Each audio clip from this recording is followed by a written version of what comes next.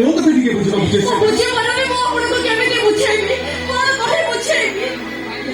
ଆଦିତ୍ୟ ବାବୁ, ଆପଣଙ୍କୁ ସୁନ୍ଦର ଝିଅର ଅଭାବ ରହିଛି। ଗୋଟେ ବିଧବାକୁ ବାବା ପାଇଁ କାହିଁକି ଏତେ ଜିଦ୍ କରୁଛନ୍ତି? ଏଇଥିପାଇଁ ଦଉଥିଲେ ସାଙ୍ଗ ହୋଇ ଆମେ ଯୋଉ ପାଠ ପଢୁଥିଲେ, ତମର ମ୍ୟାରେଜ ହେଇଗଲା ଆଉ ସ୍ୱାମୀକି ଛୁଇଁବା ପୂର୍ବରୁ ତମ ମଥାରେ ସିନ୍ଦୁର ଲେଖିଗଲା, ତମେ ବିଧବା ହେଇଗଲ।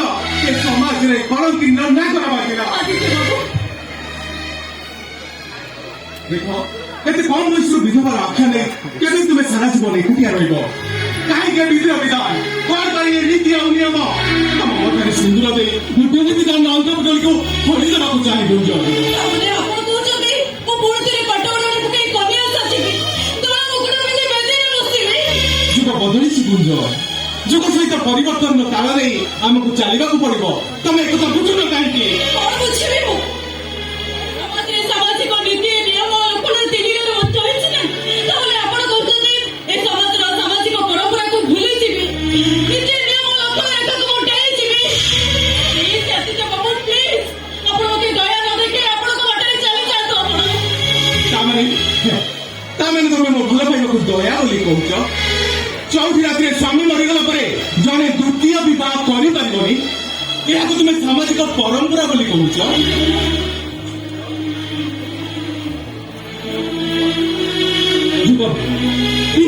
ପ୍ଲିଜ୍ ସାମାଜିକ ସଂସ୍କାର ଦୋହାଇ ଦେଇ ତମେ ନିଜ ଜୀବନକୁ ଜାଳି ଦିଅନି। ଦେଖ ଗୁଞ୍ଜନ, ଅତୀତକୁ ଭୁଲି ଯାଅ, ମତେ ସାରା ଜୀବନ ସ୍ୱାମୀ ରୂପେ ଗ୍ରହଣ କର।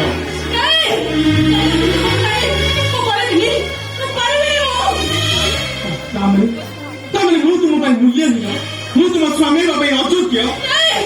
ଆପଣ ସେମିତି କୁହନ୍ତୁନି, କେବେ ବି ଆପଣ ସେମିତି କୁହନ୍ତୁନି। ସେମିତି କଥା କହିଲେ ହୁଏତ ମୋ ଜୀବନ ଛିଡ଼ି ପଡ଼ିବ। ବରଂ କୁହନ୍ତୁ ଆପଣଙ୍କ ସ୍ତ୍ରୀ ହବାର ଯୋଗ୍ୟତା ମୋର ନାହିଁ। ଆଦିତ୍ୟ ବାବୁ, ଆପଣ କେବେ ମହାକାଳ ଫଳ ଦେଖିଛନ୍ତି? ଠିକ୍ ସେମିତି ମୁଁ ହଉଛି ଗୋଟିଏ ମହାକାଳ ଫଳ। ତାହେଲେ ଆଦର ପାଇବିନି। ମୁଁ କିନ୍ତୁ ତମକୁ ଆଦରି ନେବି ଗୁଞ୍ଜନ। ପଢୁଥିବା କଳା ତୁଳସୀ କେବୁ କେବେ ବି ମନ୍ଦିର ପୂଜାରେ ଲାଗି ପାରିବିନି।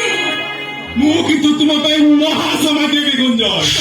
ଚନ୍ଦ୍ର ଲାଗିଥିବ, କଳଙ୍କି ମୁଁ ଚନ୍ଦ୍ରଟିଏ ନୁହଁ, କେବେ ବି ମୁଁ କଳଙ୍କ ଶୂନ୍ୟ ହୋଇପାରିବିନି। ଆକାଶ ହେଇ ମୁଁ ତୁମକୁ ଛାତିରେ ଚାପି ଦେବି ଗୁଞ୍ଜନ। କାହିଁକି ଆପଣ ଏତେ ଜିଦ୍ କରୁଛନ୍ତି? କଣ ପାଇଁ ମୋତେ ବାବା ପାଇଁ ଏତେ ଜିଦ୍ କରୁଛନ୍ତି? ଦେଖନ୍ତୁ, ମୁଁ ଆପଣଙ୍କୁ କହିଦେଉଛି, ମୁଁ କେବେ ବି ହେଲେ ଏ ଅପବିତ୍ର ଦେହ କରି ଆପଣ ଘରକୁ ବୋହୂ ହେଇ ଯାଇପାରିବିନି। ଆପଣ ମୋତେ ଭୁଲି ଯାଆନ୍ତୁ। ତମ ମନର କଥା ବନ୍ଧୁ, ସାରା ଜୀବନ ମୁଁ ଆପଣଙ୍କର ବନ୍ଧୁ ହେଇ ରହିବି। ବାସ୍, ଆଉ କିଛି ନୁହେଁ, ଆଉ କିଛି ନୁହେଁ। ମୋ କଥା ବି ଶୁଣି ଯାଉ ଗୁଞ୍ଜନ। ମୁଁ କିନ୍ତୁ ତୁମକୁ ସାରା ଜୀବନ ବଧୂ ରୂପେ ଦେଖିବାକୁ ଚାହେଁ। ଆଉ ହଁ, ତୁମ ପାଇଁ ଆଣିଥିବା ଏ ହୀରା ମୁଦିଟା ଆଜି ମୁଁ ଉପହାର ସ୍ୱରୂପ ତୁମକୁ ଦେଇ ଯାଉଛି। ଯଦି ତମେ ମତେ ଭଲ ପାଉଥାଅ, ତାହେଲେ ଏଟାକୁ ହୃଦୟର ସହିତ ଗ୍ରହଣ କରିବ। ଆଉ ଯଦି ଘୃଣା କରୁଥାଅ, ତାହେଲେ ଏଟାକୁ ପାଦରେ ଆଡ଼େଇ ଦେଇ ତମେ ସବୁଦିନ ପାଇଁ ଚାଲିଯିବ। ଆଉ ଏଇଟା ହବ ମୋ ପ୍ରେମର ଉଚିତ ପ୍ରତିଦାନ।